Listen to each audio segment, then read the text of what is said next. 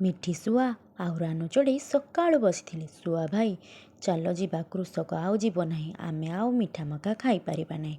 ରାନୁ ଚଢ଼େଇ, କିନ୍ତୁ ସେ କଳା କାଉ କେମିତି ସବୁଦିନେ ମକା ଖାଉଛି? ସେ କାଲି ବି ମୋ ଆଗରେ କୃଷକର ମକା ଖାଉଥିଲା।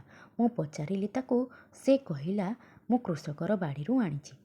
ସେ ଏକ ନମ୍ବର ଚୋର, କେମିତି ନା କେମିତି ସେ ମକା ଚୋରେଇକି ନେଇକି ଯାଉଥିବ ଭାରି।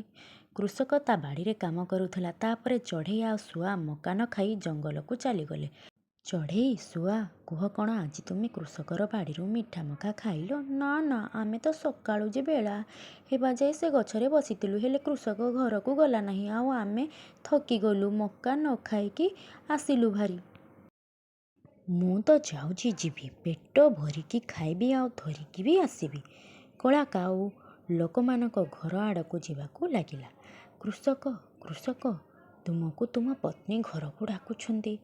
ଘରକୁ କୁଣିଆ ଆସିଛନ୍ତି। ହଁ ହଁ, ମୁଁ ଘରକୁ ଜଲ୍ଦି ଯାଉଛି। ଧନ୍ୟବାଦ, ଯାହା ହଉ ତୁମେ ମୋତେ ଜଣାଇଦେଲ।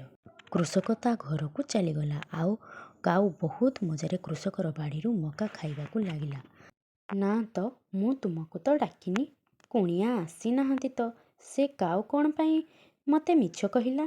ମିଛୁଆ କାଉ, ମୁଁ ତାକୁ କିଛି କହିନି। କାଉ ପେଟ ପୂରା ମକା ଖାଇଲା ଆଉ କିଛି ମକା ଧରିକି ଘରକୁ ଆସିଲା। କଳା କାଉ, ମୋତେ ଗୋଟେ ମକା ଦିଅ ନା। ନା ନା, ମୁଁ ତ ମକା କାହାକୁ ବି ଦେବିନି, ମୁଁ ବହୁତ କଷ୍ଟରେ ଆଣିଛି। କାଉ ଚଢ଼େଇ ଆଗରେ ମକା ଖାଉଥିଲା ଆଉ ଚଢ଼େଇ ପାଟିରୁ ଲାଳ ବାହାରୁଥିଲା।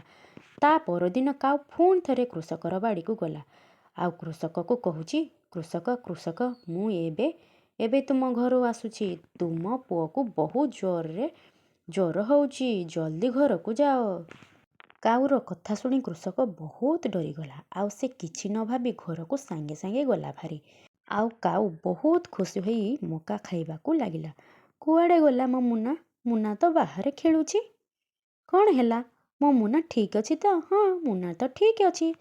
ତ ସେ ଦୁଷ୍ଟ କାଉ ମୋ ସହ ମଜା କରୁଛି। ସେ ମୋତେ କହିଲା ମୋ ମୁନାକୁ ଜ୍ୱର ହେଇଛି ଆଉ ଜଲ୍ଦି ଘରକୁ ଯାଅ।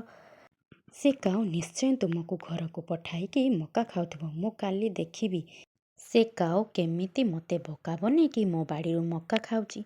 କାଉ ଜଙ୍ଗଲ ଯାଇକି ବହୁତ ଖୁସି ଥିଲା। କିଛି ମକା ସେ ଧରିକି ବି ଆସିଥିଲା।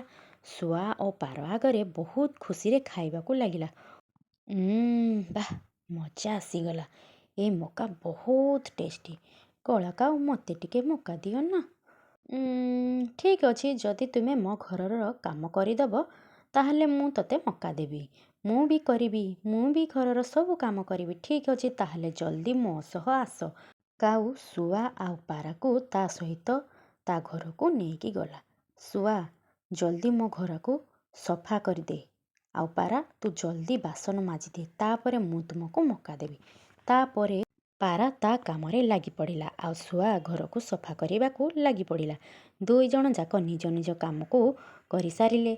କାଉ, ମୁଁ ମୋ କାମ କରିଦେଇଛି, ଏବେ ମୋତେ ମକା ଦିଅ। ମୁଁ ବି କରିସାରିଛି, ମୋତେ ବି ମକା ଦିଅ। ହା ହା ହା ହା। କୋଉ ମକା? ଚାଲ ଯା ଏଠୁ, ତୁମେ ଦୁଇ ଜଣ।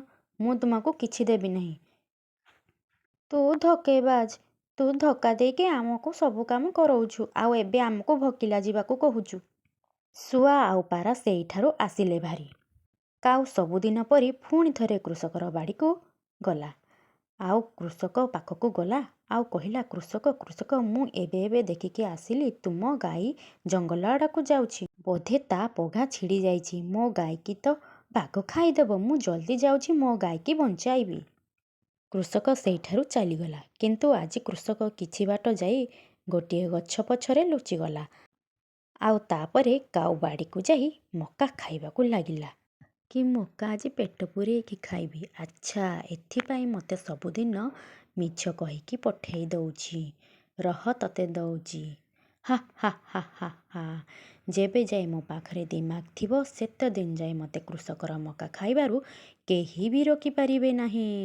କୃଷକ ପାଖରେ ଗୋଟିଏ ବନ୍ଧୁକ ଥିଲା। କୃଷକ ବନ୍ଧୁକ ମାରିଲା ଆଉ ସେ ଯାଇକି କାଉର ଗୋଡ଼ରେ ବାଜିଲା। କାଉ ବହୁତ କଷ୍ଟରେ ସେଇଠାରୁ ପଳେଇ ଆସିଲା ଭାରି।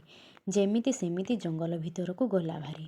ଆଉ ତା ଘର ଆଗରେ ଖସି ପଡ଼ିଲା। ହାୟ, ମରିଗଲି ରେ। ତ ସାଙ୍ଗମାନେ ଆମେ ଏ ଗପରୁ କ'ଣ ଶିଖିଲେ? କେବେ ବି କାହାକୁ ମିଛ କହିକି କିଛି ବି କାମ କରିବା ନାହିଁ।